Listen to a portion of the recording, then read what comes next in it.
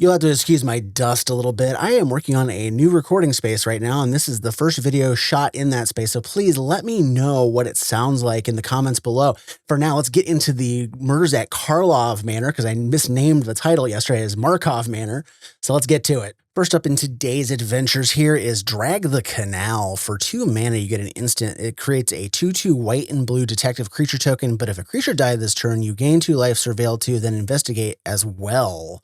So this is actually kind of interesting. This is probably going to see some sort of constructed play because it's pretty easy to do a creature dying because you just swing in combat, it dies in combat, and then you do this on the second main phase, or it dies blocking, and then you go ahead and do this. So there's a lot of benefit for this card is in a constructed format. In Commander, I could see if there is some kind of detective deck, maybe in the Esper color scheme, that this card might make the cut in that particular deck. So we're gonna have to wait and find out what this will do. And then next up is Goblin Mask Maker. For a red, you get a 1/2 Goblin Citizen that when it attacks, face down spells you cast cost 1 less to cast. So this means that any kind of morphs, megamorphs, and disguise creatures, if you cast them in the second main phase after you've attacked with this little guy, they're going to cost 2 instead of 3 to place face down. So that could be pretty powerful depending on how good these disguise spells are. We already have a good amount of morphs in the history of Magic that are pretty decent. So this might make the cut. But again, like I said in one of the other previews, I think it was yesterday, the commander that was designed for morphs was in Sultai colors, and red was not included in there. So I'm not sure where this fits in Commander because a lot of that support is in other colors, but we'll wait and find out. Then we have what I consider the power crept variation of Evolving Wilds and Terramorphic Expanse. This is Escape Tunnel. For a tap and sacrifice. You can either search for a basic land card and put it on the battlefield, then shuffle. That's your Evolving Wilds, your Terramorphic Expanse. But then it has a second ability. If you don't need to go get the lands or you need something to work in a pinch here to help you punch through, you can sack it. Target creature with power 2 or less can't be blocked this turn. There's several creatures that have attack triggers that you want to get through. One of the big ones that comes to mind is Master of Cruelties, or the new version of Atrata. Trying to get those through, this would allow that, and you'd hit them and they can't do anything about it. And it just gives you an additional avenue for that can't be blocked stuff. Then we have another big butted creature similar to the crocodile that we saw yesterday. This is Essence of Antiquity. For 3 white, you get a 1/10 artifact creature golem with disguise 2 and a white. And when it is turn face up, creatures you control gain hexproof until end of turn, and you untap them. So there's a few things we can unpack with this particular creature. First and foremost, it's a big blocker that you can surprise somebody with if they think they can get away with, slamming into you with something. It also gives your stuff hexproof if they have targeted removal. And on top of that, you can surprise somebody by, swinging all out, and then they're like, oh, I'll just crack back block them. No, you're not. You flip this over and surprise, surprise, all your stuff untaps, and now you can block, and their stuff's going to probably die in combat because they weren't accounting for the fact that you're going to untap all your blockers. Now, if you remember yesterday, I said that Red of Red's big problems is it tends to run out of gas as we're working along in the game. Well, this is just another way for that deck to kind of fill up your hand and get things going again. And it's in the Goblin creature type, so this fits well in with a Goblin deck that might have burned itself out. This is Fugitive Codebreaker. For 1 and a red, you get a Goblin Rogue with Prowess and Haste. I love Prowess. My first Timeless deck that I featured on the channel was in a Prowess deck. It has a disguise of 5 and a red, and when it is flipped face up, you ditch your hand and draw 3 cards. So if you're, have 1 or no cards in hand, you pay 6, flip this over, and you basically fill up your hand halfway, and you're ready to start, pouring more fuel onto the fire. And if you're playing, burn spells or whatever, if you have a little bit of cheap stuff interacted after that, after you flip it over, well, then you can just start flinging it, and then the prowess triggers will start going off. And even as just a 2/1 with prowess, this is actually pretty good just if you wanted to play a straight prowess deck without even worrying about the disguise part of the card going into effect. And next is a conditional counterspell. Now, I don't like counter magic. If you've watched my channel long enough, a lot of people know that. But this is a little more interesting. This is Repulsive Mutation. For X, a green, and a blue. You get an instant that puts X +1/+1 counters on target creatures you control, and then counter up to 1 target spell unless its controller pays mana equal to the greatest power among creatures you control. So if you have, a 4/4 on the board and you Repulsive Mutation for 3, you put 3 counters on that thing, and all of a sudden they have to pay 7 to get that spell to resolve. So it's It's a conditional counterspell, which I like conditional counterspells because you have to have a creature to even cast this in the first place. You have to have something to target first. Note that. But then the more interesting part of this card is the fact that you can counter while also bulking up one of your big threats. So if they're trying to remove your threat because it was already a pain in the neck, well, you're just going to make it a bigger pain in the neck and make it so it survives that removal spell. So I kind of dig this card. And oh boy, Simic is just trying to pull me back into their BS. I used to play Simic quite a bit now, and this looks like I might be playing some more of it here soon. This is Doppelgang. It's a triple X. You have to pay X 3 times to get one version of the effect. A blue and a green sorcery for each of X target permanents. Create X tokens that are copies of that permanent. So that doesn't mean your permanents. That means your opponent's stuff too. So you can go ahead and take their stuff. You can copy stuff that you have going on in your deck. And as long as you have ways to bolster your mana, which blue-green is really good at. Hello, Nyx Bloom Ancient. 1 land equals 1x essentially with that thing on the board. And you can go ahead and just, dump extra mana into this thing, and the sky is the limit for however much mana you get. And, it's not really that hard in Commander to create infinite mana. So if you can create infinite mana, you can make infinite copies of whatever you want to target with this silly thing. Then we're going to come back to a little more grounded reality over Doppelganger there. And this is the Steam Core Scholar for 2 and a blue. It's a 2/2 with flying and vigilance. And when it enters the battlefield, draw 2 cards, then discard 2 cards. Can't talk right now. Unless you discard an instant or sorcery card or a creature with flying. Well, if you're going to be in blue, you're likely going to have an instant or sorcery to chuck to this thing, but it very much feels like a variation of Muldrifter, where you're able to drop the Muldrifter on the board, draw your cards off the evoke ability, but in this case, you don't have to lose the creature. You get to keep the creature. It has a vigilance, which is a little bit of a bump in power level, because most of the time 2/2s for 3 are just kind of like the norm for that casting cost when they fly. So you're getting vigilance on top of that flying. And then on top of that, you get the extra card draw, which if you're using your deck correctly, you can either use that to your advantage to throw something in the graveyard, or you can use it as a way to chuck a reanimator target into the graveyard and reanimate it later.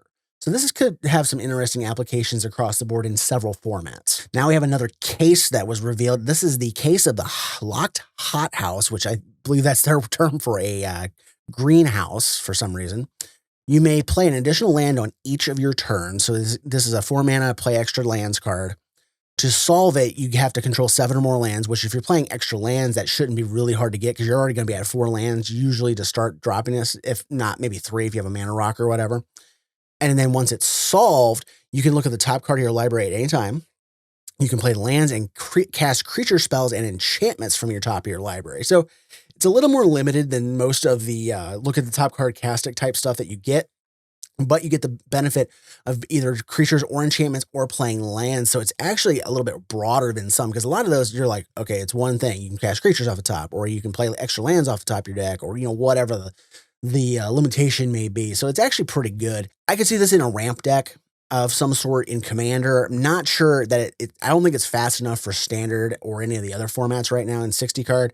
It just seems to be a little too slow for those formats, unless there's a way that you can ramp this out like on turn 3 and get it going, because there's just too much aggro in those formats right now for this, I think, to be like the best thing in the world to be playing in green right now. Then we have one of the first translation cards that I found today. This is Concealed Weapon. For 1 and a red, it's an artifact equipment that gets the equipped creature +3/+0. And it's actually a disguise card. That's the concealed part. You can play face down as a creature, and then you can flip it up for 2 and a red. And when it's turn faced up, you can attach it to a creature. So what's interesting here is you can actually surprise, like kill somebody's things by blocking with this, flipping it over, and then sliding it onto something else that blocked that may not have been able to kill the opponent's other creature. And all of a sudden, oh, your thing's dead. Sorry. And then you also block the damage from what was in front of the concealed weapon. So there's some applications here, especially if you're playing some kind of like Boros or equipment deck. This could actually see a lot of play in Commander. Then we have a legendary enchantment, which I didn't realize we were going to have any of those in this set. So this might be part of a cycle. I'm not sure. I haven't seen any of the other ones yet.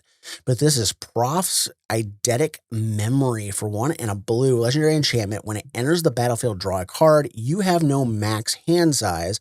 At the beginning of combat on your turn, if you've drawn more than 1 card this turn, Put X +1/+1 counters on target creature you control, where X is the number of cards you've drawn this turn -1. So what it ends up doing is if you draw 2 cards, you get to put 1 +1/+1 counter on, whatever creature you happen to have lying around that you want to put those counters on. So if you have any kind of burst draw that you want to use in the first main phase before you go to combat, then you use that first, get the counters on your creature during the combat, and then it's whatever amount of cards you've drawn minus the 1. So, and blue, of course, is really good at doing big bursts of draw. So this card is actually kind of cool, and I think it's going to see some play in Commander. Then for all of the vampire lovers out there, we have a new 3-drop vampire, Clandestine Meddler. For 2 and a black, you get a 3/2 vampire rogue that when it enters, you suspect one other target creature that you control, and whenever one or more of your suspected creatures attack, you surveil 1. So you can grant suspect to one of your creatures, giving it menace and can't block, but then it also allows you to surveil your deck when it attacks. So you can kind of get some additional card support, card selection out of a creature that maybe, just swinging in and trying to kill your opponent's creatures by forcing them to double block, or trying to punch extra damage through because they can't block the card. And then on top of that, you get to do a little card selection and see what you got coming up. You can also use this with like a reanimator strategy. This card would actually probably go in my Micro Tyrant deck. There's a lot of these cards that would have went well in that deck. And this is one of them. So I like this card. I can't wait to give it a try. Then we have another one of the cases that was revealed. This is the case of the Burning Mask, is what the translation comes out to be. For 1 red, you get an enchantment case. When it enters the battlefield, it deals 3 damage to target creature an opponent controls. To solve it, 3 or more sources you control deal damage this turn. That can be creatures swinging in and dealing damage in combat. That can be other burn spells. But you can solve this the turn it comes into play by dealing the damage off of it, plus, 2 creatures swing in or 2 other burn spells or cast. Whatever you need to do to get those 2 other sources of damage, that'll solve this. And then on the solved side, it has a sacrifice effect. Sacrifice this case, exile the top 3 cards of your library, choose 1. You can play that card this turn. So it's a little bit of card draw type, like red impulse draw is what it amounts to. And you get to go through, but you get to choose 1 of the 3. So kind of an interesting card. I'm not sure how much play it's going to see. There are better ways to deal 3 damage to an opponent's creature, unless you're going for some kind of Enchantress style deck. I'm not sure. Something that really likes red and enchantments, but I'm not seeing it. Maybe the Shrines deck with Goshintai of Life's Origin. I'm not sure where to go with this one. So this one's kind of for me. So let's see how many more times I mess this up. This is about my 3rd take of trying to say this. It's blood spatter analysis. I keep saying splatter. For a black and a red, you get an enchantment that says when it enters the battlefield, deal 3 damage to target creature an opponent controls, and whenever 1 or more creatures die, mill a card and put a bloodstain counter on blood spatter analysis. Then sack it if it has 5 or more bloodstain counters on it. When you do, return target creature card from your graveyard to your hand. It's kind of cool that it has a damage trigger to kill one of your opponent's creatures. And then, whenever your stuff starts dying, and we're in Rakdos, you have the ability to sacrifice things over and over again. And if you're sacrificing things that are actual cards, not just tokens, you have the ability to get at least one of them back later in the game, because a lot of stuff is going to get blown up because people don't like certain targets. I'm looking at you, Mayhem Devil. That kind of thing in Commander, you want to get rid of that card because it's going to tear you up. So this is actually kind of a neat way to get it back as you're just doing your thing, sacrificing stuff and moving along in the game. And then you just all of a sudden go, oh, I'll just get back my thing later on down the line. So, I like this card. I can't wait to see what it does. And I'm probably going to butcher the name several more times when I say it. Then we have another translation card. This is Relive the Past. For 5 green, white, you get a sorcery.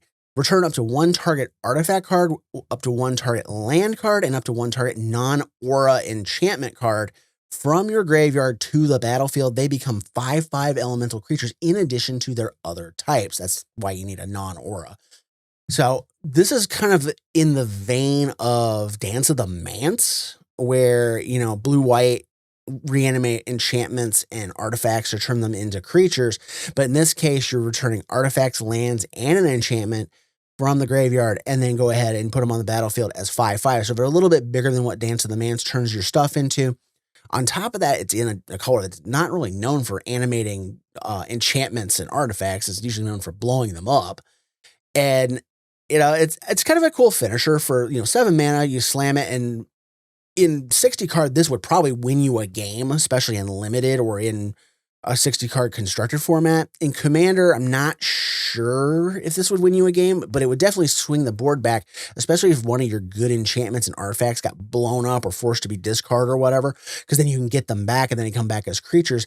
And then the neat effect here is if you're in a color like blue, so say you're playing in a Bant color combination, you can then clone these things because they're creatures. So you can start cloning the artifact, you can start cloning the enchantment with the blue clone stuff, like we saw with the one a little while ago, and then you could start doing dumb stuff that way. So I might give that a whirl, play some kind of Bant commander that allows me to clone the stuff that you get back with this card. And then the last card I threw in here is actually a token that they revealed. This is what represents your disguised creatures if you're going to use the tokens that they have in there. It's a mysterious creature, and it has basically the reminder text for a disguised or cloaked creature when it enters the battlefield. You just put the face down creature on the thing and you put this on top of it as a reminder card to say, yes, this is a morph creature or a mysterious creature with the ward 2. No, don't conflate this with morphs or megamorphs. This is only good to use with the disguised creatures because they actually gain the ward ability that the morphs and megamorphs do not have access to. So that's all I have for you guys today. Like I said earlier in the video, please let me know if anything sounds kind of funky. I'm still trying to get used to the audio acoustics in this particular room. I've put some, audio treatments in here. I want to make sure that everything sounds good, clean, and crisp for you guys. And as always, thank you for watching. If you like what's going on here, please feel free to subscribe, and I will catch you guys in the next video.